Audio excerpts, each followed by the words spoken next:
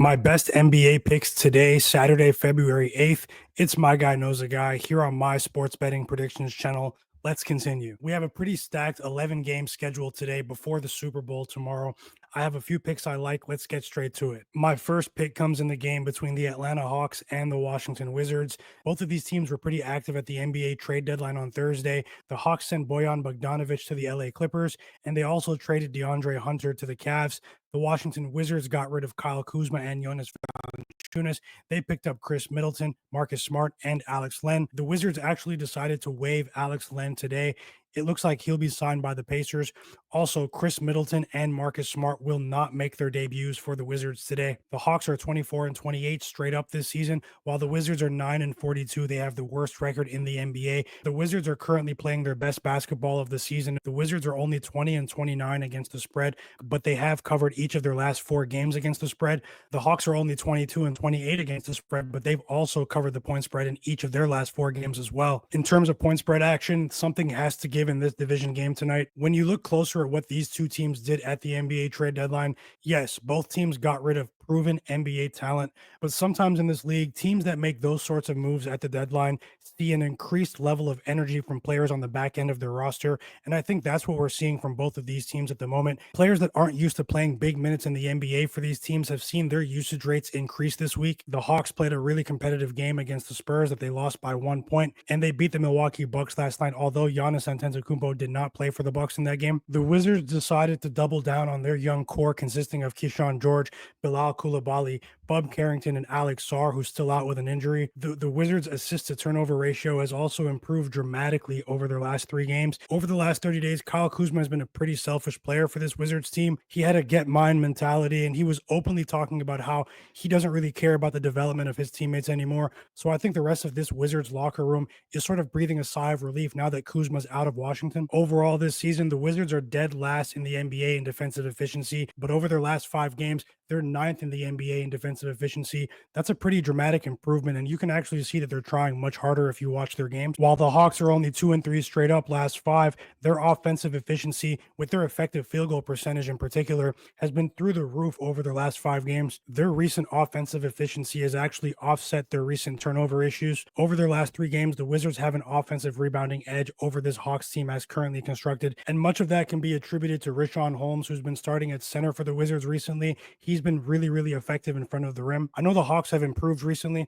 but I don't think they should be laying this many points on the road. My pick in this game is the Washington Wizards plus 7.5 at -115 odds to win 1 unit. My next pick comes in the game between the Golden State Warriors and the Chicago Bulls. Both of these teams are pretty average against the spread this season, but you have to take that with a grain of salt because of the ridiculous amount of starting lineups that these teams have played. The Warriors also had a really hot start to the season against the spread, so it's safe to say that they haven't been playing positive basketball over the last 2 months. As we all know, Jimmy Butler was traded from the Miami Heat to the Golden State Warriors, a big-time star pickup, but his basketball fit with this Warriors team remains to be seen. We all know that Jimmy Butler is the ultimate competitor, but at his age, we don't know how much of a fit he's going to be next to Steph Curry and Draymond Green. And also, does Jimmy Butler help the Warriors address their issues on the offensive side of the ball overnight? My guess is no, but we're going to find out here pretty soon. Over the last week, the Golden State Warriors are 28th in the NBA in offensive efficiency. They're also in the bottom half of the league in defensive efficiency over the last week. Over the Warriors' last 5 games,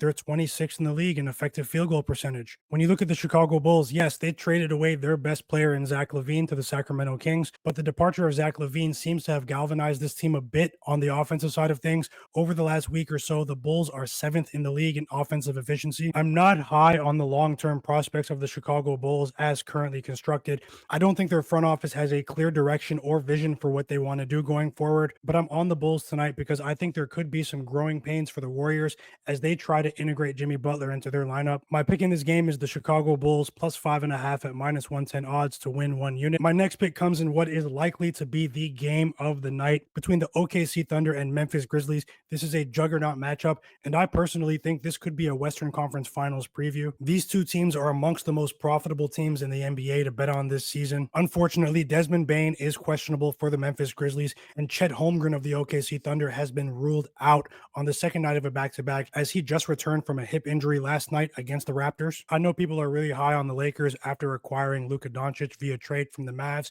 They're high on the Nuggets. They're also high on the Rockets. But personally, I think Thunder versus Grizzlies is the most likely Western Conference Finals matchup this season. I also give the LA Clippers a decent chance to crash the party, but Thunder versus Grizzlies is where my head is at right now. This OKC Thunder team is forcing turnovers at a very high rate. They're shooting the ball very well and they're crashing the offensive boards at a high rate as well. Shai Gilgeous-Alexander is the MVP frontrunner right now, and it doesn't seem like anyone can stop him in the league, let alone slow him down. Shai scored 25 points against the Raptors last night, but the Thunder were not able to cover the massive point spread against the Raptors. They did win the game, though. They went up big in the third quarter, and Shai Gilgeous-Alexander didn't even play 30 minutes. These two teams are in elite company. They're the only two teams in the NBA that rank in the top 5 in both offensive and defensive efficiency. The Grizzlies have the edge when it comes to true shooting percentage, though, because in my opinion, they have more players that can create their own shot. The Grizzlies are also the best offensive rebounding team in the NBA. They generate more second chance scoring opportunities than any team in the league. They hustle. Also, the recent play of John Morant and Jaren Jackson Jr.